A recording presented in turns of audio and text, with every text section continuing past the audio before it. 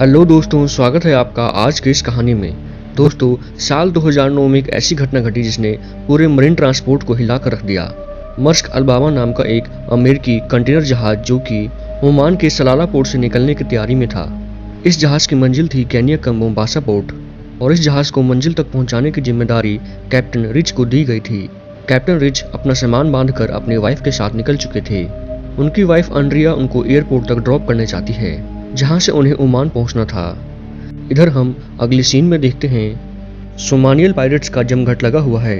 तभी वहां पर कुछ गाड़ियां आती हैं। कार से एक आदमी उतरता है और सभी लोगों को बताता है बॉस का आदेश है कि तुम सब लोग एक बड़ा कंटेनर जहाज हाईजैक करो जिससे हमें बड़ी फिरौती मिलेगी और ऐसा न करने पर उन सबको गोली मारने की धमकी दी जाती है। उस आदमी के जाने के बाद ये आदमी भीड़ में से कुछ साथियों का चुनाव करता है जो उसके साथ जहाज हाईजैक करने जाने वाले थे और इसका नाम मूसे है जो कि सभी समुद्री लुटेरों का लीडर था। और इसके बाद सभी अपने अपने हथियार लेकर समुद्र में चल देते हैं। इसके बाद सलाला ओमान पोर्ट का सीन दिखाई देता है जहां जहाज के कैप्टन रिच पोर्ट पर आ चुके हैं और वो देखते हैं जहाज में कंटेनर लोड किए जा रहे हैं।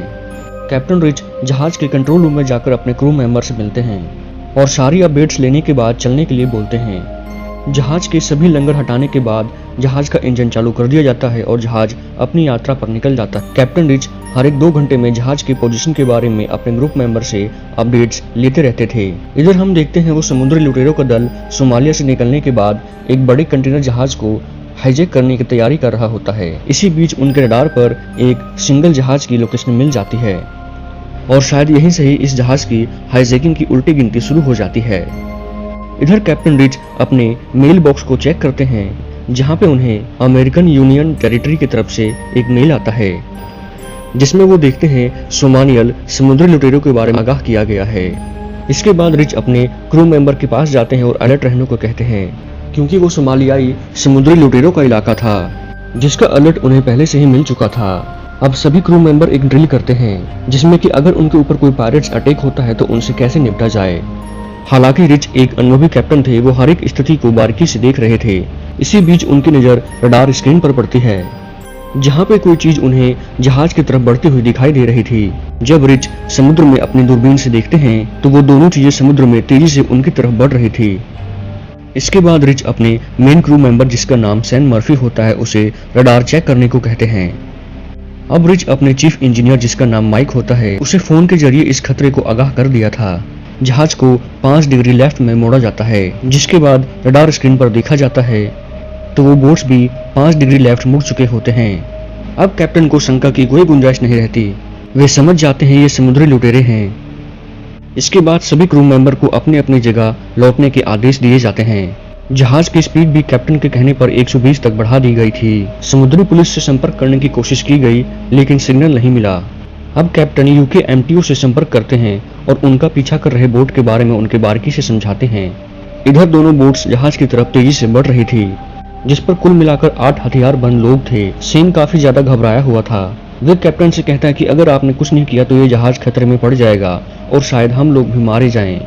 अब कैप्टन ने एक ट्रिक लगाई लेकिन इस ट्रिक के सफल होने के चांस बहुत कम लग रहे थे, लेकिन ट्राई करने में क्या जाता है। दरअसल कैप्टन रिच एक फेक कॉल करते हैं जिसमें वो एक नेवी से बात करते हैं और अपनी आवाज बदलकर खुद ही अपने आप को रिस्पॉन्स देते हैं। कॉल पर उन्होंने कहा कि उनका 2 बोट पीछा कर रहे हैं जिन पर हथियारबंद लोग हैं और उन्हें जल्द से जल्द हेल्प की जरूरत है।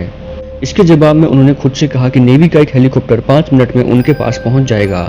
दरअसल ये फेक कॉल उन पायरेट्स के रेडियो फोन पर लाइव कर दी गई थी जिसको सुनकर शायद वो पीछे हट जाएं। हालांकि ये ट्रिक काम आ गई लेकिन ज्यादा नहीं। हेलीकॉप्टर के डर से उनमें से एक बोट यू टर्न लेकर भाग जाता है लेकिन मूसे अपनी बोट वापस नहीं ले जाता बल्कि अपनी बोट की स्पीड को बढ़ा देता है जिससे उसकी बोट का इंजन खराब हो जाता है। अब वो अपने साथी इल्मी से बोट का इंजन जल्द से जल्द रिपेयर करने को कहता है। इधर सभी क्रू मेंबर्स को थोड़ा सा समय मिल जाता है और अब आगे की स्ट्रेटेजी पर सब मिलकर बात करते हैं। इसके बाद सैन कैप्टन रिच को फिर से कैबिन में आने को बोलते हैं। दरअसल उन पायरेट्स का बोट ठीक हो गया था और वो फिर से जहाज का पीछा करने लग गए थे।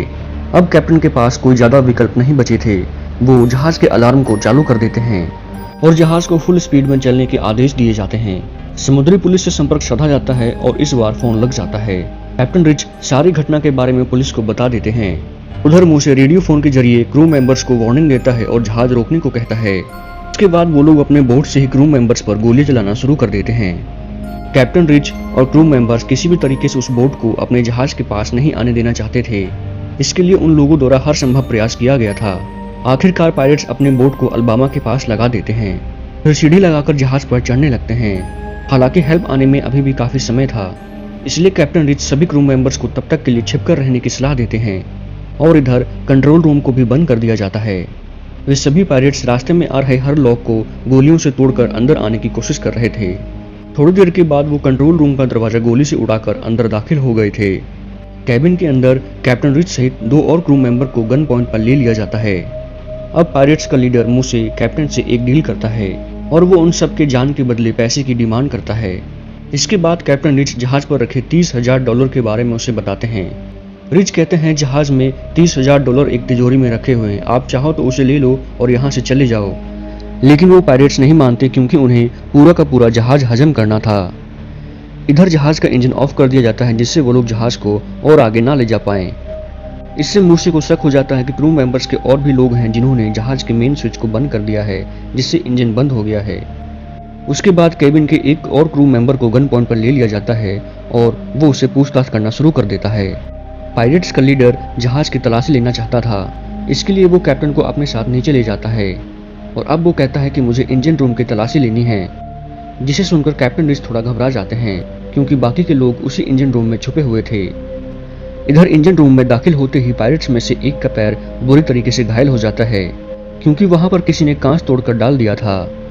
इसी बीच माइक को दिखाया जाता है जो कि डेक पर मेन जनरेटर बंद करने जा रहा था ताकि जहाज में बिजली चली जाए और इंजन रूम में बैठे हुए बाकी के क्रू मेंबर्स अंधेरे की वजह से उन पायरेट्स को दिखाई ना दें।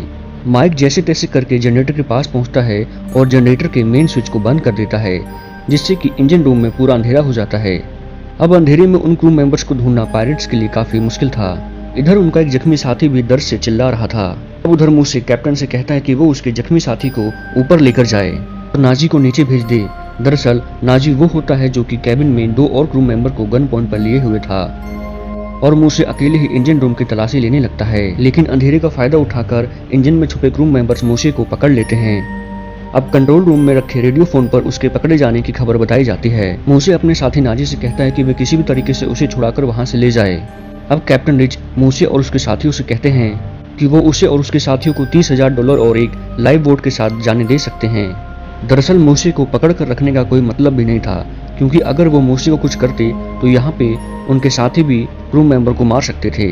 अब दोनों के बीच बात बन जाती है। लाइव बोट तैयार कर दिया जाता है।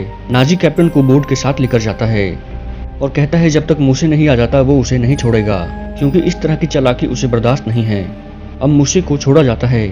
वे जैसे ही बोट में जाता है और कैप्टन बोट से निकलने वाले होते हैं वैसे ही बोट का दरवाजा बंद कर दिया जाता है और वो बोट के साथ कैप्टन को लेकर भाग निकलते हैं। इसके बाद हम उस समुद्री इलाके में नेवी के एक जहाज को देखते हैं। जहाज के कंट्रोल रूम में कैप्टन को अगवा करने की सूचना दे दी गई थी। अब यहाँ पे बोट के अंदर का सीन दिखाया जाता है जहाँ पे पायरेट्स कैप्टन को सोमालिया ले जाने की तैयारी कर रहे थे और अब वो कैप्टन के बदले बड़ी फिरौती की मांग करेगा।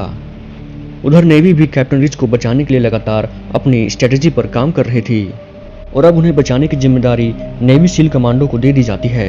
हालांकि कैप्टन को बचाने का ऑपरेशन इतना आसान नहीं होने वाला था क्योंकि अगर वो लोग बोट को उड़ा देते तो कैप्टन का भी खेल खत्म हो सकता था। इसलिए नेवी लगातार मूसे से बात करती है। मूसे कैप्टन के बदले नेवी से $10 लाख की डिमांड करता है। अभी हम देखते हैं नेवी ने उस लाइव बोट को चारों तरफ से घेर लिया था। पायरेट्स को उम्मीद होती है कि उसके साथी उसे यहाँ से निकालने के लिए जरूर आएंगे, लेकिन कैप्टन उसे बताते हैं कि इतनी नेवी के बीच उसके साथी कभी यहाँ नहीं आएंगे क्योंकि वो नेवी से कभी नहीं जीत सकते।